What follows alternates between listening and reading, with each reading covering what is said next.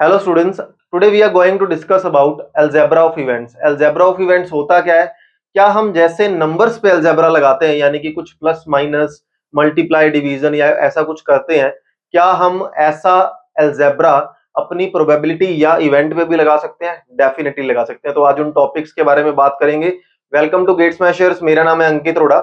सबसे पहली बात कि अलजेब्रा ऑफ इवेंट से मेरा कहने का क्या मतलब है। अलजेब्रा ऑफ इवेंट्स के अंदर कुछ एक सिंबल्स होते हैं जो बहुत ज्यादा यूज होते हैं, खास करके कंडीशनल प्रोबेबिलिटी में, जहां पे और एंड माइनस इन चीजों का यूज किया जाता है। तो बेसिक वीडियो आज की रहने वाली है। आज देखो, सबसे पहली चीज मैं आपको बताऊं कि सबसे पहला ऑपरेशन दैट इज और। ए और बी का क्या मतलब है? अगर मैं यहां पे ए और बी लिख दूं, एक एग्जांपल से करेंगे क्लियर। देखो, ए और बी का क्या मतलब है? वो कह रहा है और का मतलब हो गया यूनियन। एक तरह से सेट में पढ़ा था हमने। अब यूनियन से मेरा क्या मीनिंग हुआ यहाँ पे? यूनियन से मेरा मतलब है मैं ए के आउटपुट और बी के आउटपुट को, सभी आउटपुट्स को काउंट कर रहा हूं। जैसे एक एग्जांपल मैं आपको यहाँ पे लिख के दिखाता हूं, सो दैट सारे के सारी डेफिनेशन हम उसी से ही क्लियर करें। मान लो एक डाई थ्रो किया जा रहा है, तो ऑब्वियस सी बात है सैंपल स्पेस क्या बनने वाला है? 1 2 3 4 5 एंड 6। ठीक है, एक डाई थ्रो किया जा रहा है तो सैंपल स्पेस तो यही बनेगा। अब देखो, मैं कह रहा हूं कि ए जो है ना, A is an event of getting something even number या डिविजिबल बाय 2 नंबर। ठीक है, तो 2 होगा, 4 होगा और 6 होगा। तो ए में वो आउटकम्स आ रहे हैं जो 2 से डिवाइड होते हैं। बी में वो आउटकम आ रहे हैं जो 3 से डिवाइड होते हैं। बी में वो आउटकम आ रहे हैं जो 3 से डिवाइड होते हैं। इन शॉर्ट मैं ऐसा बोल सकता हूं ना कि P of A is equal to क्या हो जाएगा? 3/6। एंड P ऑफ बी कितना हो जाएगा? 2/6, क्योंकि 2 ही आउटकम है, टोटल नंबर ऑफ आउटकम 6 है। सबसे पहला ऑपरेशन और ऑपरेशन। और ऑपरेशन क्या करता है कि दोनों सेट्स के या दोनों सैंपल स्पेस के सारे एलिमेंट्स को कनेक्ट कर देता है। जैसे अब अगर मैं यहां पे ए और बी लिख दूं, या फिर मैं ए और बी की बजाय ऐसा भी लिख सकता हूं, ए यूनियन बी लिख दूं, एक ही बात है। ठीक है, तो इसको एक ही मान के चलेंगे, क्योंकि लिखने के तरीके बहुत सारे आपको देखने को मिल जाएंगे। अब यहां पे देखो एक बारी, अगर मैं ऐसा बोलूं कि पहली बात तो ए यूनियन बी के अंदर एलिमेंट कौन कौन से आने वाले हैं, तो सबसे पहला एलिमेंट आपको देखने को क्या मिलेगा? 2 4 6, और उसके बाद क्या हो जाएगा? 3 एंड 6। अब आपको पता है कि 6 दो बार थोड़ी काउंट करेंगे, तो यूनियन में तो ये आंसर आ गया। यानी कि अगर मैं यूनियन की प्रोबेबिलिटी निकालने की यहां पे कोशिश करता हूं, यानी कि N of A union B निकालता हूं, तो आंसर कितना हो जाएगा? 4/6। 4/6 इज द करेक्ट आंसर। ठीक है, तो ये तो बात करी हमने पहले ऑपरेशन की, that is A union B. अब ए यूनियन बी बोल दो और ए और बी बोल दो, बात एक है। दूसरा जो हमारे पास ऑपरेशन है that is A and B. A and B लिखा हो या फिर ए इंटरसेक्शन बी लिखा हो, एक ही बात है। अब आप सब जानते हो इंटरसेक्शन का मीनिंग क्या है, कि कॉमन पार्ट उठा लेना, है ना।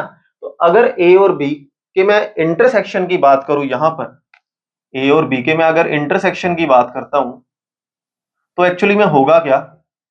देखो, ए और बी में कौन कॉमन आ रहा है? ए और बी में कॉमन तो सिंगल एलिमेंट है, दैट इज 6। तो 6 कॉमन हो गया। तो इसका मतलब अगर हम इंटरसेक्शन की बात करें तो प्रोबेबिलिटी कितनी हो जाएगी? 1/6, which is the correct answer. ठीक है, अगर आपको ये बेसिक लग रहा है, डायरेक्ट एक क्वेश्चन पे जंप कर जाना जो लास्ट में समझाया हुआ है मैंने, क्योंकि सारा कॉन्सेप्ट मैं प्रैक्टिकली उसमें बताने वाला हूं। ठीक है, बिल्कुल बेसिक आज की वीडियो रहने वाली है अलजेब्रा ऑफ इवेंट्स पे। अब देखो, ए एंड बी के बारे में हमने बात करी। ए एंड बी में हम क्या उठाते हैं? कॉमन आउटकम्स उठा लेते हैं, है ना। कॉमन आउटकम उठा लिए और टोटल मेरे पास 6 थे। नेक्स्ट जो है, अच्छा ए एंड बी हो गया, ए इंटरसेक्शन हो गया, नेक्स्ट है कॉम्प्लीमेंट्री। नेक्स्ट आपके पास है कॉम्प्लीमेंट्री। अब कॉम्प्लीमेंट्री इवेंट क्या होता है? देखो, ये चीज मैंने आपको पहले भी आपके साथ ये डिस्कस करी थी। कॉम्प्लीमेंट्री से क्या मतलब है? उसको छोड़ के यूनिवर्सल सेट में जो भी बचा हुआ है वो सारे के सारे लिख दो। कैसे? यहां पे ए ऐड कर दो जी। देखो, जैसे मान लो अगर मैं बोल रहा हूं कि मुझे ए कॉम्प्लीमेंट्री निकालना है, तो ए टी भी लिख सकते हैं, ए डैश भी लगा सकते हैं, ए सी भी लिख सकते हैं, एक ही बात है। ए में कौन कौन से आउटकम आ रहे हैं? 2 4 एंड 6। 2 4 एंड 6 इसको छोड़ दो, बाकी यूनिवर्सल सेट के अंदर, यूनिवर्सल कौन होगा, सैंपल स्पेस ही होगा, यूनिवर्सल के बाकी बचे हुए एलिमेंट लिख दो। तो अगर मुझे ए का कॉम्प्लीमेंट्री निकालना है, क्या लिखना पड़ेगा, 1, 3 एंड 5। तो मैंने इवन नंबर को छोड़ के बाकी सारे लिख दिए। तो यहां पे अगर मैं ए कॉम्प्लीमेंट की प्रोबेबिलिटी निकालूं तो आंसर कितना आएगा, 1/2, दैट इज 3/6। तो नेक्स्ट ऑपरेशन मेरा क्या हुआ, कॉम्प्लीमेंट्री। नेक्स्ट ऑपरेशन है event A but not B, और उससे नेक्स्ट है event B but not A. Event A but not B, एक ए इवेंट तो हो पर बी ना हो, इसको क्या बोलते हैं, ए माइनस बी। ठीक है। अब वो कह रहा है एक ऐसा इवेंट हो जाए जहां पे ए के आउटकम्स तो है बी के नहीं है, यानी कि दोनों के डिफरेंस की बात की जा रही है। तो अगर मैं ए माइनस बी के आउटकम्स लिखूंगा ना, तो आउटकम्स कौन कौन से बनेंगे, आएंगे तो ए के एलिमेंट डेफिनेटली, उनमें से वो एलिमेंट हटा दो जो बी में बैठे हैं। तो ए में से वो एलिमेंट हटा दो जो बी में बैठे हैं, 3 और 6 हटा दो, 1 2 4 6। तो अगर हम यहाँ पे ए में बैठे हुए सारे एलिमेंट, सॉरी यहाँ पे छोटी सी मिस्टेक है, इसको ठीक करेंगे। ए में से माइनस कर रहे हैं ना हम लोग, इसको थोड़ा सा ठीक कर लो। देखो ए के अंदर एलिमेंट्स कौन कौन से हैं, 2 4 एंड 6, और बी में कौन कौन से हैं, 3 6। ऐसा कौन सा एलिमेंट है जो ए में भी बैठा है और बी में भी, 6 ना, तो वो 6 को हटा दो, this is A minus B. इसको क्या लिखा जाएगा, A minus B, that is difference. और अगर हम इसकी प्रोबेबिलिटी निकालते हैं, ए माइनस बी की प्रोबेबिलिटी निकालते हैं, तो क्या आंसर आने वाला है, 2/6। आपको समझ आ रहा है, क्वेश्चन में कुछ भी डिमांड कर रखी हो, सिर्फ हम सेट पे ही तो जा रहे हैं, और कुछ तो हम कर ही नहीं रहे यहाँ पे। अच्छा नेक्स्ट है event B but not A, but not A, कि बी इवेंट तो हो जाए पर ए ना हो। अब उसको ए माइनस बी बोला था, ये क्या हो जाएगा, बी माइनस ए हो जाएगा। ठीक है ना, ये क्या हो जाएगा, बी माइनस ए। अब यहां पे देखो बी में से वो एलिमेंट हटा दो, रिमूव कर दो जो ए में बैठे हैं।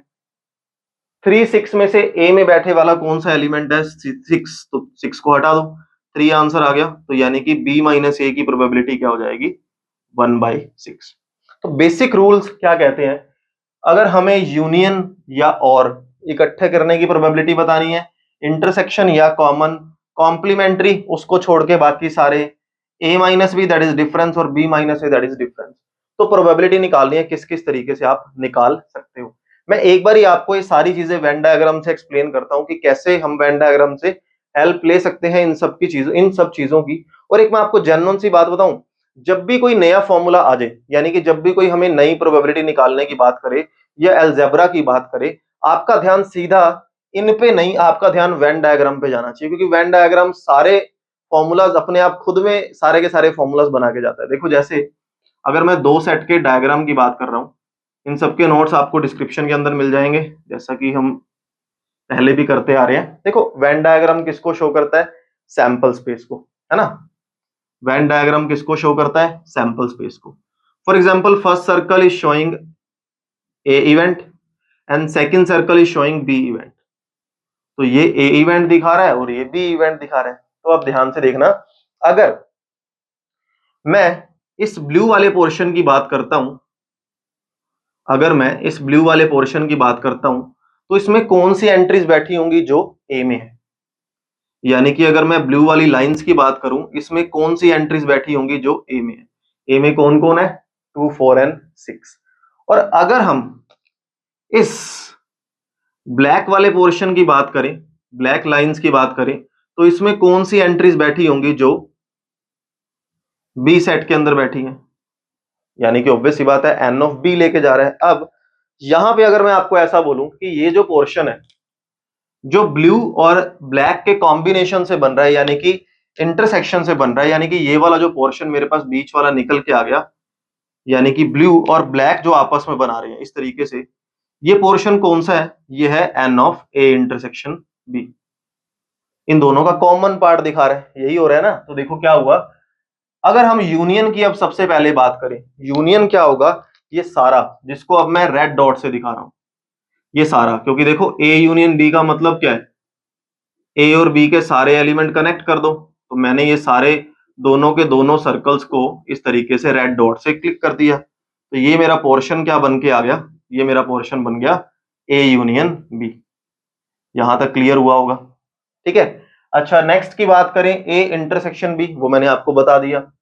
कॉम्प्लीमेंट्री ऑफ ए को छोड़ के बाकी सारा, अगर हम ए को छोड़ के बाकी सारे की बात करें, यानी कि ए इंटरसेक्शन की बात करें, तो ऐसा करो, ए को छोड़ दो, बाकी सारे पोर्शन को शेड करते हुए चले जाओ। कैसे, देखो, अगर मैं ए को छोड़ दूं और बाकी सब शेड कर दूं तो क्या होने वाला है, ये सारा ग्रीन पोर्शन नहीं बनेगा, ये वाला ए वाले सर्कल को हटा दो, तो ये कंप्लीट ग्रीन पोर्शन किसको शो कर रहा है, कंप्लीट ग्रीन पोर्शन शो कर रहा है ए कॉम्प्लीमेंट को।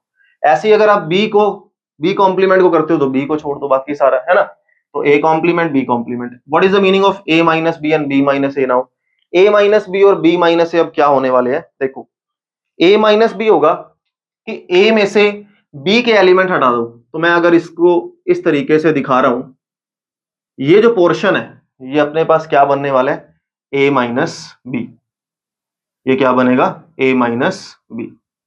और अगर मैं ये वाला जो पोर्शन है, क्योंकि हमने कॉमन पार्ट हटा दिया ना, अगर मैं बी के कॉमन पार्ट को रिमूव कर देता हूं, इस सारे पोर्शन को जहां पे मैं ए लिख रहा हूं, इस पोर्शन को क्या बोला जाएगा, बी माइनस ए। जहां पे मैंने ये सब ए लिखा, इस पोर्शन को क्या बोला जाएगा, बी माइनस ए। तो कोई भी अगर आपको नया फॉर्मूला देखना हो, कोई भी चीज हमें इवेंट की प्रोबेबिलिटी बतानी हो, आप जहां पे दो सेट के बीच में अलजेब्रा लग रहा है, आपको कुछ समझ नहीं आ रहा, तो सीधा किस पे आ जाओ, वेन डायग्राम पे आ जाओ। अब वेन डायग्राम ऑब्वियस सी बात है, अगर वो दो आउटकम लेके जा रहा है या दो इवेंट गिवन है तो ये वेन डायग्राम बनेगा। तीन आउटकम या तीन हमारे पास क्या है कि इवेंट्स गिवन है, तो तीन वाला वेन डायग्राम बना लो, है ना।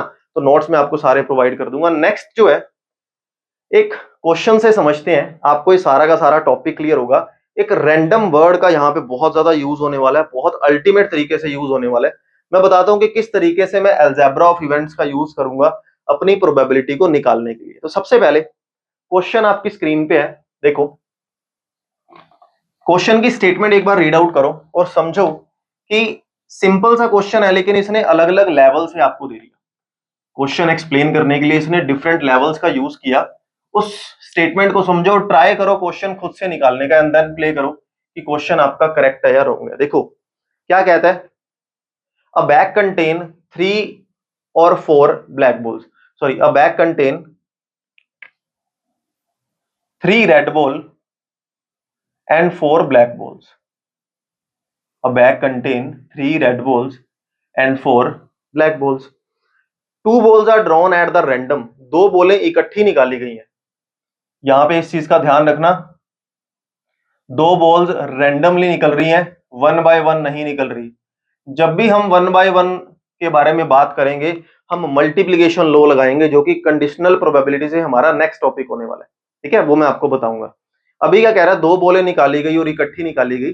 अभी सिर्फ मैं आपको वो कॉन्सेप्ट समझा रहा हूं, जब दो या दो से ज्यादा चीजें इकट्ठी निकाली जाए, तब हमेशा किसका यूज होता है, कॉम्बिनेशन का। क्योंकि ऐसा नहीं पता ना कि पहली बॉल रेड आने वाली है, दूसरी ब्लू। जैसे मैं एक छोटे से एग्जांपल से बताता हूं आपको। मान लो मैं आपको बोलूं कि दो बॉल्स निकाली गई, उसने सिर्फ इतना दे दिया कि एक बॉल रेड हो, एक बॉल ब्लैक हो, उसको कोई फर्क नहीं पड़ता कि पहली रेड है दूसरी ब्लैक है, या दूसरी रेड है पहली ब्लैक है। तो दो केसेस बन सकते हैं, हो सकता है पहली रेड हो दूसरी ब्लैक हो सकता है दूसरी रेड हो दूसरी रेड हो पहली ब्लैक हो। तो दो केसेस लग सकते हैं, क्योंकि ऑब्वियस सी बात है रैंडमली निकाली जा रही है। रैंडमली वर्ड लिखा हुआ आ जाए, साइमल्टेनियसली लिखा हुआ आ जाए, इकट्ठे निकाली जा रही है ना, तो वहां पे हमेशा क्या यूज करोगे, कॉम्बिनेशन। और जब ऐसा नहीं होगा तब मैं मल्टीप्लीकेशन लॉ लगाऊंगा, वो भी हम डिस्कस करेंगे with different type of questions. अब देखो नेक्स्ट जो क्वेश्चन है, फर्स्ट पार्ट कहता है बोथ आर रेड बॉल्स। हमें बताना है कि अगर इनमें से दो बॉल्स निकाली गई तो प्रोबेबिलिटी निकाल के दिखाओ कि दोनों की दोनों बॉल्स क्या होंगी, दोनों की दोनों बॉल्स रेड बॉल होंगी। अब अगर दोनों बॉल रेड बॉल है तो रेड बॉल है कितनी, 3। अब मैंने आपको बार बार क्या बोला सॉरी, मैंने आपको क्या बोला, जब दो या दो से ज्यादा चीजें इकट्ठी निकाली जाती हैं, किसका यूज करते हो, कॉम्बिनेशन का यूज करते हो। तो दो रेड बॉल है, रेड बॉल है कितनी, 3।